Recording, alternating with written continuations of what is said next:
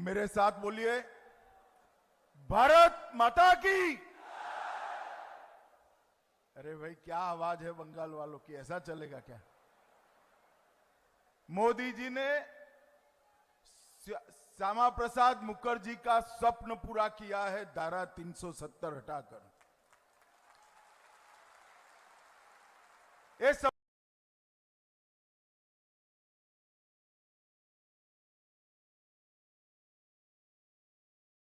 सभागार से दिल्ली में मोदी जी तक आवाज जानी चाहिए। मेरे साथ दोनों हाथ उठाइए। बंगाल में परिवर्तन के संकल्प की मुट्ठी भींचिए और प्रचंड आवाज से बोलिए, भारत माता की, भारत माता की, भारत माता की। मंच पर उपस्थित बंगाल प्रदेश भारतीय जनता पार्टी के अध्यक्ष और सम्माननीय सांसद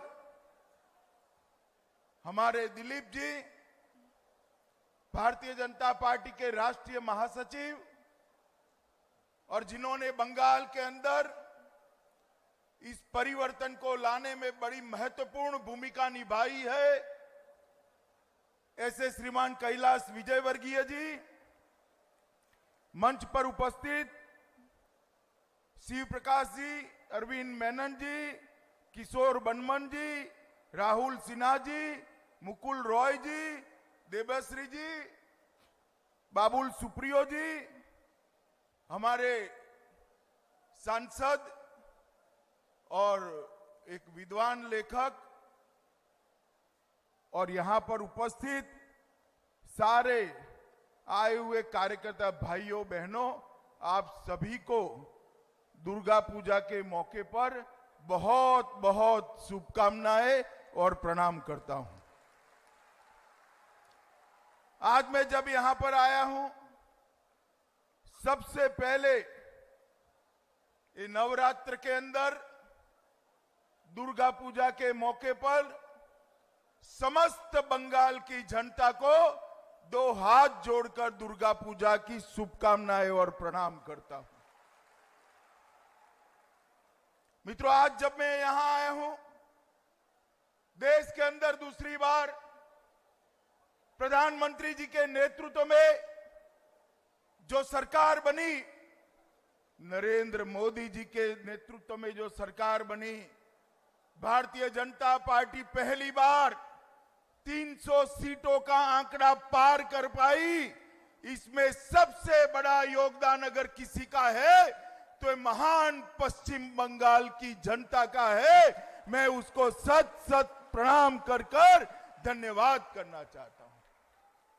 पश्चिम बंगाल के अंदर पश्चिम बंगाल की जनता अगर परिवर्तन न करती तो ये 300 सीट पार करने का लक्ष्य शायद भारतीय जनता पार्टी प्राप्त नहीं कर सकती।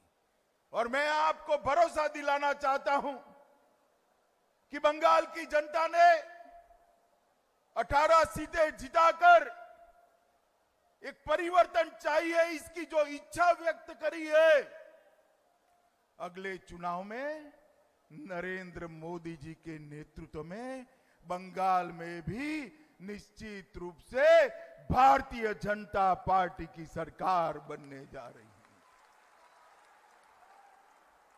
मित्रों, आज राजनीतिक स्थिति देखिए कि हम 2014 में 2 सीटें प्राप्त करे थे, आज 18 सीटें प्राप्त करे हैं। ये भाई, बैठ जाओ, अब बैठ जाओ, तुम अव्यवस्था ज्यादा कर रहे हो। 2 सीटें प्राप्त करे थे, आज 18 सीटें प्राप्त करे हैं। पूरा बंगाल भाजपामय बन गया है। 40% वोट भारतीय जनता पार्टी को मिले हैं। लगभग 2.5 करोड़ बंगाली जनता ने भारतीय जनता पार्टी के कमल निशान पर वोट देकर मोदी जी का समर्थन किया है। मित्रों, आज मैं आपको कहना चाहता हूं, ये सब होने के बाद भी हमारे कार्यकर्ताओं पर संतरास की बात, संतरास का आघात समाप्त नहीं हुआ है। विगत 4 महीनों के अंदर भी हमारे 30 कार्यकर्ता शहीद हो गए हैं। 30 कार्यकर्ताओं को मौत के घाट उतारा है।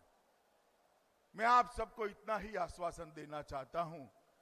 हमारे कार्यकारी अध्यक्ष नड्डा जी अभी उनका तर्पण करने गए हैं, मैं कर गए हैं। मैं आपको विश्वास दिलाना चाहता हूं कि आने वाले चुनाव में हमारे कार्यकर्ता का लहू जो बहा है वो रंग लाएगा और यहां पर पूर्ण बहुमत की भारतीय जनता पार्टी की सरकार बनने के लिए हर कार्यकर्ता कटिबद्ध होगा। मित्रों, आज जब मैं यहां आया हूं, पूरे देश में जहां जहां जाता हूं, मोदी जी ने जो धारा 370 को निरस्त किया, इसके लिए जनता सर्वदूर मोदी जी का अभिनंदन कर रही है। और ये तो बंगाल की भूमि है। धारा 370 और बंगाल का चोली दामन का रिश्ता रहा है, क्योंकि इसी बंगाल के सपूत डॉक्टर श्यामा प्रसाद मुखर्जी ने कश्मीर की धरती पर नारा लगाया था, एक देश में 2 निशान, 2 प्रधान, 2 निशान नहीं रहेंगे, नहीं रहेंगे। और मित्रों, ये बंगाल के महान सपूत, भारत माता के महान सपूत डॉक्टर श्यामा प्रसाद मुखर्जी को अरेस्ट किया गया और जेल में उनकी मृत्यु हो गई।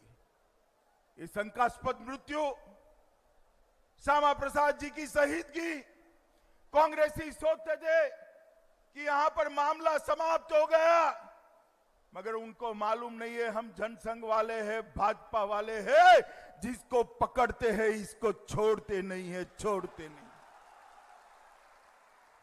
73 साल के बाद बंगाल की जनता की कृपा हो गई। आपने 18 सीटें मोदी जी को दे दी। मोदी जी ने पहले ही सत्र में एक झटके में धारा 370 और 35 से उखाड़ कर फेंकने का काम किया। और मित्रों, 73 साल से भारतीय जनता पार्टी का कार्यकर्ता नारा लगाता था, जहां हुए बलिदान मुखर्जी, वो कश्मीर हमारा है, वो कश्मीर हमारा है जो सारे का सारा है। आज मोदी जी ने वो नारे को वास्तविकता में बदलकर कश्मीर को देश का अभिन्न अंग बना दिया। मित्रों, श्यामा प्रसाद जी के स्मृति में मैं फिर से एक बार जोर से नारा लगाऊंगा। मेरा आप सबसे अनुरोध है, श्यामा प्रसाद जी की आत्मा जहीं पर हो वहां पहुंचे, इतने ऊंचे स्वर से मेरे साथ बोलिए, जहां हुए बलिदान मुखर्जी, जहां हुए बलिदान मुखर्जी, जो कश्मीर हमारा है, जो कश्मीर हमारा है। और मित्रों, आज यहां चल रहा है कि भारतीय जनता पार्टी बाहरी पार्टी है। भारतीय जनता पार्टी का बंगाल से क्या लेन देन? अरे, जो लोग बोलते हैं उनको मैं संदेश देना चाहता हूं, ममता दी, आपने इतिहास नहीं पढ़ा है। आजादी के वक्त जब ये पूरा का पूरा बंगाल पाकिस्तान के अंदर जाने वाला था, अभी के बांग्लादेश में जाने वाला था, हमारे ही नेता थे श्यामा प्रसाद मुखर्जी, जिन्होंने बंगाल के लिए आंदोलन किया था और बंग भंग कराकर पश्चिम बंगाल की रचना की थी।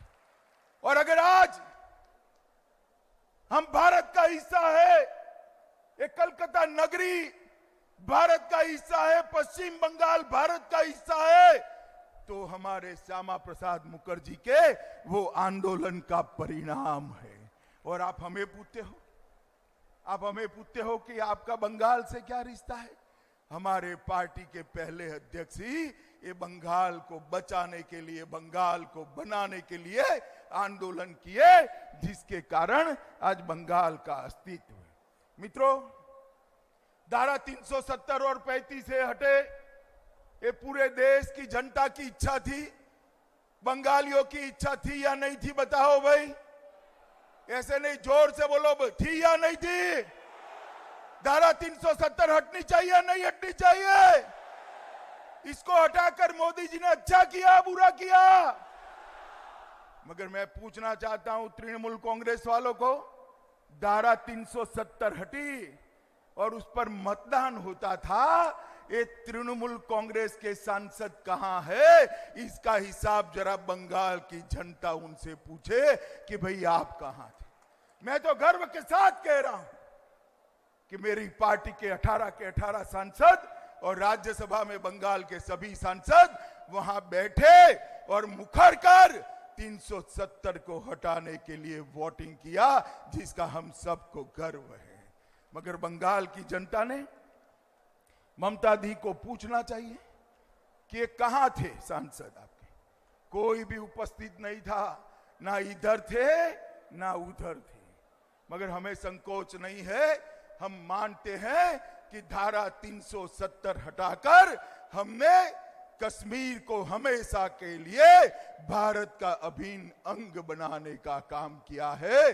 और मोदी जी ने श्यामा प्रसाद मुखर्जी के बलिदान को सच्ची श्रद्धांजलि देने का काम धारा 370 को हटाकर किया है। मित्रों, अभी अभी बंगाल के अंदर एनआरसी के मामले पर पूरी बंगाल की जनता को गुमराह किया जाता है। मैं आज इस मंच से भारतीय जनता पार्टी की नीति स्पष्ट करने आया हूं, बंगाल की जनता को सच्चाई बताने आया हूं। ममता दी कह रही है कि एनआरसी आते ही लाखों हिंदू शरणार्थी है, उनको बंगाल, पश्चिम बंगाल छोड़कर जाना पड़ेगा। मित्रों, इससे बड़ा कोई झूठ नहीं हो सकता, इससे बड़ी कोई झूठी बात नहीं हो।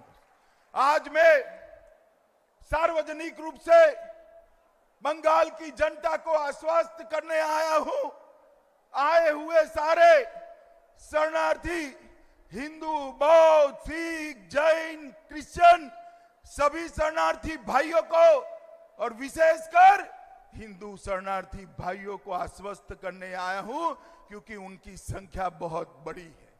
कोई भी हिंदू, सिख, जैन, क्रिश्चियन शरणार्थी जो यहां आए हैं, उसको भारत की सरकार भारत छोड़ने के लिए मजबूर नहीं करने वाली है, मजबूर नहीं।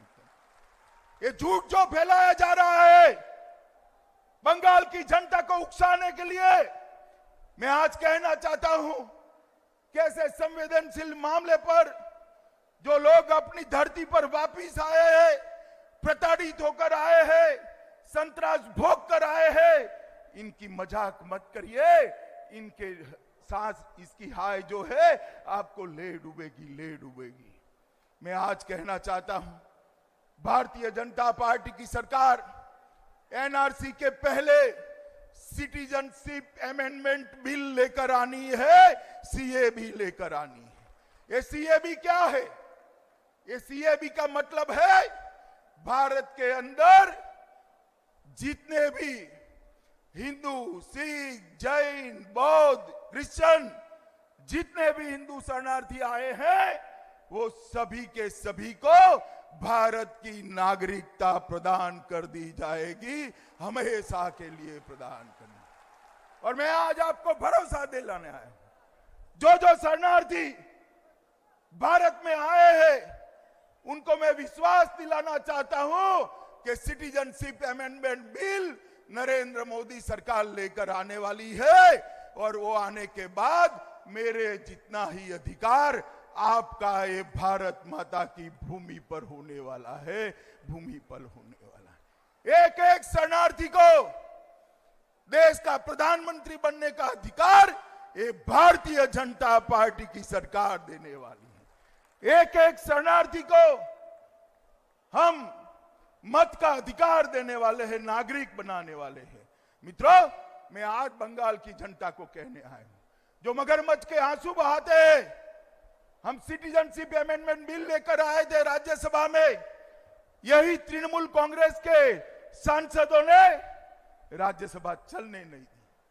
सिटीजनशिप अमेंडमेंट बिल को पारित नहीं करने दिया। और इसके कारण आज जो शरणार्थी भाई आए हैं, चाहे वो मतवा समाज के हो, चाहे वो किसी भी समाज के हो, वो सारे के सारे आज अगर भारत के नागरिक नहीं बन पाए हैं तो इसका कारण तृणमूल कांग्रेस ने इसका विरोध किया था, वो था। मगर आज स्थितियां बदली है। तृणमूल कांग्रेस कितना भी विरोध करे, सिटीजनशिप अमेंडमेंट बिल पारित होने वाला है और सब शरणार्थियों को भारत का नागरिक बनने का गौरव ये भारतीय जनता पार्टी की सरकार देगी। और जहां तक एनआरसी का सवाल है, दीदी कह रही है कि हम एनआरसी नहीं होने देंगे। मैं आपको कहता हूं कि हिंदुस्तान में एक भी घुसपैठियों को हम रहने नहीं देंगे, चुन चुन कर बाहर निकालेंगे, एक भी घुसपैठियों। यही ममता दीदी जब तृणमूल कांग्रेस में थी, सत्ता में नहीं थी, जब घुसपैठिए कम्युनिस्टों को वोट देते थे, यही ममता दीदी कहती थी घुसपैठियों को निकालो। संसद चलने नहीं दी, अपनी शॉल निकालकर स्पीकर के मुंह पर फेंकी। अब आपको वो वोट दे रहे हैं, आपकी वोट बैंक बन गए हैं, इसलिए आप कह रही हो कि इनको मत निकालो। यहां शरणार्थी भाइयों को उकसा रही हो कि आपको भी जाना पड़ेगा। कोई शरणार्थी को जाने नहीं देंगे, कोई घुसपैठिए को रहने नहीं देंगे। ये दोनों बात निश्चित है, ये दोनों बात तय है। कोई देश इतने करोड़ों घुसपैठियों का बोझ उठाकर नहीं चल सकता। मित्रों, ये सिलसिला रोकना पड़ेगा। आज मैं बंगाल की जनता को कहने आया हूं, तेजी से बंगाल को बदलने का काम हो रहा है। हमने आंख खोलकर देखना पड़ेगा। ये देश को, देश की सुरक्षा को सुनिश्चित करने के लिए हमने ये करना ही पड़ेगा। और ये अगर नहीं करे तो हमें बहुत दूर तक राष्ट्रीय सुरक्षा के मामले में नुकसान उठाना पड़ेगा। और मैं ममता दी को तो सिर्फ 2005 4 अगस्त 2005 में उनका जो भाषण था उसको ही याद कराना चाहता हूं कि एक बार आंख खोलकर टीवी चलाकर फिर से आपका भाषण देख लो ममता दी, घुसपैठियों के लिए आप क्या कह रही थी और आज क्या कह रही है। राजनीतिक स्वार्थ देश के हित से ऊपर नहीं होना चाहिए। राजनीतिक स्वार्थ बंगाल के हित से ऊपर नहीं होना चाहिए। हम भी राजनीतिक दल चलाते हैं, मगर जब देश का मामला आता है तो कभी हमने भारतीय जनता पार्टी का हित नहीं सोचा, भारत माता का हित सोचने का काम हम लोगों ने किया है, हम लोगों ने किया है। मित्रों, मेरा आप सभी कार्यकर्ताओं को करबद्ध अनुरोध है कि आप सब बंगाल के घर घर में जाइए और जितने भी शरणार्थी भाई बहन हैं वो सभी को आश्वस्त करिए कि आपको कोई कहां निकालने वाला नहीं है। गौरव के साथ आप भारत के नागरिक बनने वाले हो, भारत के सभी अधिकार आपको प्राप्त होने वाले हैं। मित्रों, जिस प्रकार की बंगाल की स्थिति हो गई है वो बेहद चिंताजनक है। एक समय ऐसा था कि उत्कृष्ट से उत्कृष्ट साहित्य रचना कहां होती है तो जवाब आता था बंगाल से। एक समय ऐसा था जहां पूछते थे कि उत्कृष्ट से उत्कृष्ट संगीत कहां पर सुनने को मिलता था तो ये जवाब आता था बंगाल से। एक जमाना था सारे देश में सबसे ज्यादा वैज्ञानिक कहां पर मिलते थे तो मेरे यही बंगाल में मिलते थे। एक जमाना था सारे देश को अगर कोई धार्मिक और आध्यात्मिक चेतना जागरूक करने का मार्गदर्शन हुआ करता था तो मेरे बंगाल से हुआ।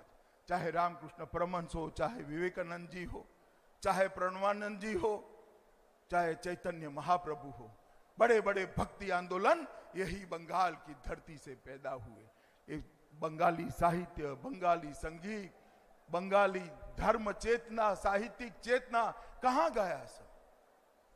क्या ये करने के लिए हमने कम्युनिस्टों को हटाया था? बंगाल की जनता ने यह दिन देखने के लिए कम्युनिस्टों को हटाया था। क्या स्थिति हुई है बंगाल की? आजादी के वक्त देश का कुल औद्योगिक उत्पादन जो था उसका 27% बंगाल में था। जरा जोर से बोलिए कितने प्रतिशत था? जोर से बोलिए कितने प्रतिशत था? और आज वो उसको 3.3% तक सीमित कर दिए हैं। 27% से 3.3%। इंडस्ट्रियल रोजगार, औद्योगिक रोजगार देश का 28.9% बंगाल देता था। कितना देता था? 30%। कितना? 29%। और आज 4.2% रोजगारी यहां पर बची है। भारत में दवा का कुल उत्पादन 70% बंगाल में होता था, वो आज 6% के नीचे पहुंच गया है। बैंक की डिपॉजिट 22% बंगाल की हुआ करती थी, आज बैंक की डिपॉजिट 22% से घटकर 6.3% हो गई है। क्या हमारी सोनार बांग्ला की कल्पना यही थी भाई? बताओ मुझे, यही कल्पना है सोनार बांग्ला की? जरा जोर से बोलो, यही कल्पना है? हम सोनार बांग्ला फिर से बनाना चाहते हैं या नहीं चाहते? जोर से बोलो, बनाना चाहते हैं या नहीं चाहते? आपने कांग्रेस को मौका दिया, कम्युनिस्टों को मौका दिया, तृणमूल कांग्रेस को मौका दिया। एक मौका भारतीय जनता पार्टी को दे दीजिए, हमें बंगाल को सोनार बांग्ला बनाकर वापस देंगे। सोनार बांग्ला बनाकर वापस। बंगाल की सांस्कृतिक चेतना सिर्फ बंगाल की नहीं, पूरे भारत और विश्व की धरोहर है। बंगाल का साहित्य सिर्फ बंगाल का नहीं, शरद बाबू पूरे भारत का मार्गदर्शन करते हैं, साहित्यिक मार्गदर्शन करते हैं। टैगोर सिर्फ बंगाल के नहीं है, पूरी दुनिया टैगोर से प्रेरणा लेती है। मित्रों, वो बंगाल वापिस लाना है तो ये नहीं करते, ये नहीं कर सकते हैं। यहां भारतीय जनता पार्टी का शासन लाना पड़ेगा। मित्रों, कानून और व्यवस्था, मैं ज्यादा बोलना नहीं चाहता, आप सभी को मालूम है कानून और व्यवस्था की स्थिति क्या होगी। शासन सरकार चलाती है, बंगाल में शासन अव्यवस्था चलाती है। इस स्थिति को परिवर्तित करना पड़ेगा। और मित्रों, सबसे बड़ी बात देखिए, आपने सिर्फ अभी तो 18 सीटें दी है ना? कितनी दी है भैया? 18? ज्यादा ममता दी को दी है ना? दी है नहीं दी है? बताओ भाई। नहीं, ममता दी को ज्यादा दी है, मैं तो बोलूंगा ज्यादा ही दी है। मगर आप परिणाम देखिए, 18 सीट देखने का। पहले दुर्गा पूजा में मूर्ति विसर्जन पर कोर्ट में जाना पड़ता था, इस बार मैं धड़ल्ले के साथ आज दुर्गा पूजा में आरती करने आया हूं। किसी की हिम्मत नहीं है दुर्गा पूजा रोकने की। वसंत पंचमी देख लीजिएगा, किसी की हिम्मत नहीं होगी सरस्वती पूजा को रोकने की, क्योंकि आपने 18 सीटें भारतीय जनता पार्टी को दी। किसी की हिम्मत नहीं होगी रामनवमी पर प्रतिबंध लगाने की, कृष्ण जन्माष्टमी पर प्रतिबंध लगाने की। ये जो सारे हमारे त्योहार पर प्रतिबंध लगाते थे, आपने 18 सीटें दी।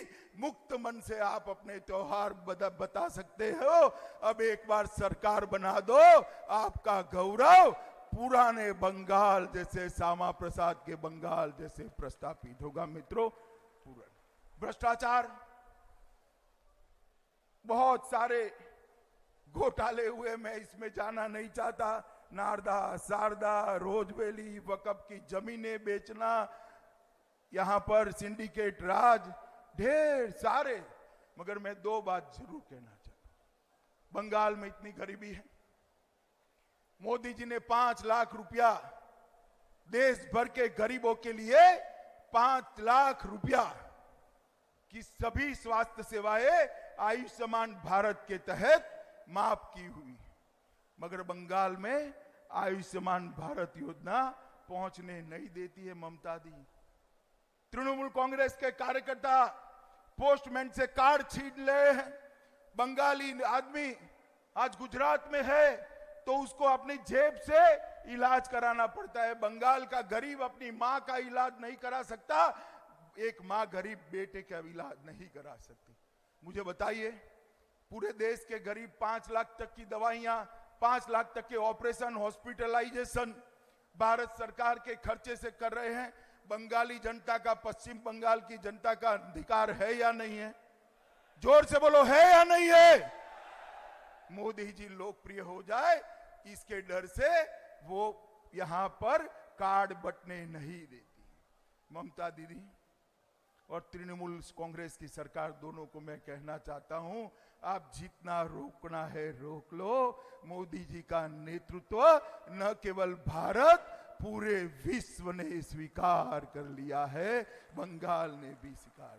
अभी कुछ न देखा हो तो जरा कैसेट रिवाइंड कर हाउडी मोदी देख लीजिए, आपको मालूम पड़ जाएगा अमेरिका में भी मोदी जी को कितना सम्मान मिला है। मित्रों, किसान सम्मान निधि मोदी जी जो भेज रहे हैं, बंगाल के किसानों को नहीं मिल रही। मैं इतना ही कहना चाहता हूं मित्रों, देश को बड़े लंबे समय के बाद एक ऐसा नेता मिला है जो 24 घंटे में से 18 घंटे इस देश की जनता के लिए काम करता है। मैं मोदी जी का पुराना साथी हूं। 22 साल से मोदी जी ने एक भी दिन छुट्टी नहीं ली है, कभी वैकेशन पर नहीं गए हैं। 365 दिन 18 घंटे देश की जनता और भारत माता को ही समर्पित है। मित्रों, ऐसा नेतृत्व तो बार बार नहीं मिलता है। हमें जो ये नेतृत्व मिला है उसका समर्थन पश्चिम बंगाल की जनता करे, ये मैं अपील करने के लिए आया हूं। मित्रों, मुझे बताओ, आने वाले दिनों में एक एक शरणार्थी के घर पर भारतीय जनता पार्टी का कार्यकर्ता जाएगा और समझाएगा कि आपको कुछ नहीं होने वाला है। जरा बोलो जोर से, करोगे क्या? ऊपर वाले नहीं बोलते, करोगे क्या? उनको आश्वस्त करेंगे, सिटीजनशिप अमेंडमेंट बिल समझाएंगे, एक एक घुसपैठिए को निकालने का संकल्प दोहराएंगे, हमारे पश्चिम बंगाल को सोनार बांग्ला बनाएंगे। तो मेरे साथ दोनों हाथ उठाइए, बंगाल में परिवर्तन की संकल्प की मुट्ठी बींचे और प्रचंड आवाज से बोलिए, भारत माता की, भारत माता की, भारत माता की, वंदे मातरम, वंदे मातरम।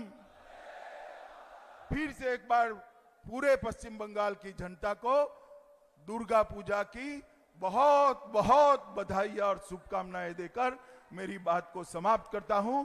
वंदे मातरम।